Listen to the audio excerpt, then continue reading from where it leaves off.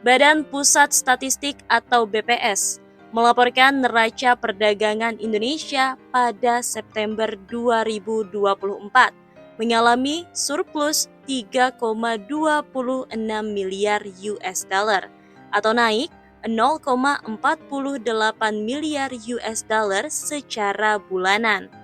Meskipun surplus, neraca perdagangan Indonesia dengan Cina menurut lembaga itu mengalami defisit yang cukup dalam. PLT Kepala Badan Pusat Statistik, Amalia Adininggar Widyasanti, dalam telekonferensi pers di Jakarta, mengungkapkan surplus pada September 2024 menjadikan neraca perdagangan Indonesia mengalami surplus selama 53 bulan berturutan sejak Mei 2020. Ia menjelaskan, kondisi surplus neraca perdagangan pada September 2024 ditopang oleh surplus pada komoditas non-migas yang mencapai 4,62 miliar US dollar dan berasal dari bahan bakar mineral, lemak dan minyak hewan nabati, serta besi baja. Namun, pada saat yang sama, komoditas migas Indonesia mencatatkan defisit sebesar 1,36 miliar US dollar. Neraca perdagangan yang surplus tersebut disebabkan nilai ekspor pada September 2024 masih lebih besar dibandingkan impor. Tercatat, ekspor Indonesia pada September 2024 mencapai 22,08 miliar US dollar atau turun 5,80% dibandingkan Agustus 2024.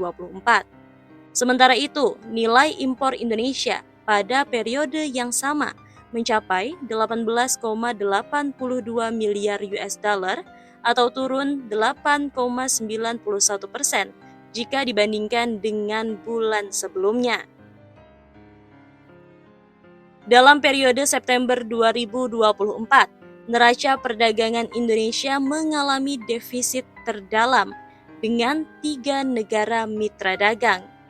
Amalia menjelaskan, negara-negara tersebut adalah Cina yang defisitnya sebesar 0,63 miliar US dollar, Australia 0,37 miliar US dollar, dan Thailand 0,32 miliar US dollar. Adapun komoditas penyumbang defisit terbesar dengan Cina adalah mesin dan kendaraan serta bagian-bagiannya. Untuk Australia, penyumbang defisit neraca perdagangannya adalah komoditas logam mulia, perhiasan permata, serealia, dan bahan bakar mineral. Sementara itu, untuk Thailand, penyebab utama defisit adalah komoditas plastik dan barang dari plastik, kendaraan dan bagiannya, serta peralatan mekanis serta bagiannya. Ekonom Core Indonesia, Yusuf Rendi, menilai defisit neraca perdagangan dengan Cina menandakan bahwa pelemahan ekonomi negeri tirai bambu tersebut telah berdampak pada Indonesia. Apalagi perekonomian Cina pada kuartal 3 diproyeksikan melambat.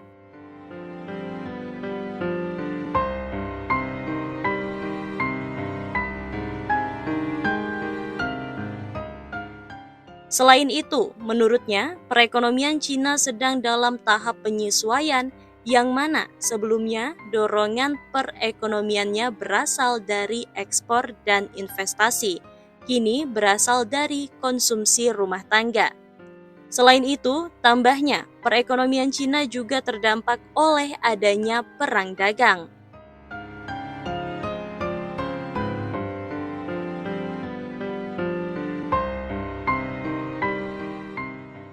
Yusuf menyarankan kepada pemerintahan baru kelak untuk memperluas atau melakukan diversifikasi pasar dan tidak terlalu bergantung pada pangsa pasar Cina.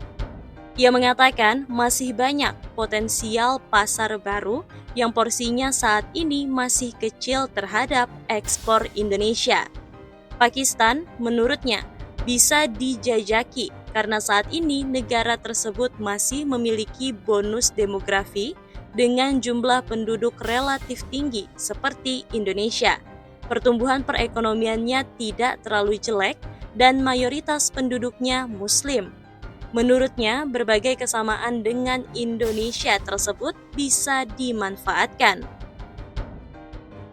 Yusuf juga mengatakan negara-negara di Afrika Utara seperti Mesir perlu dijajaki, mengingat pangsa pasar ekspor Indonesia ke wilayah itu masih kecil.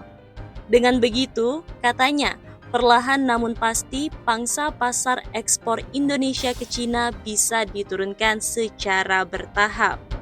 Di sisi lain, Yusuf juga menilai bahwa surplus neraca perdagangan yang terjadi kali ini bukan berarti pertanda baik. Pasalnya, selain ekspor, impor juga dilaporkan mengalami penurunan.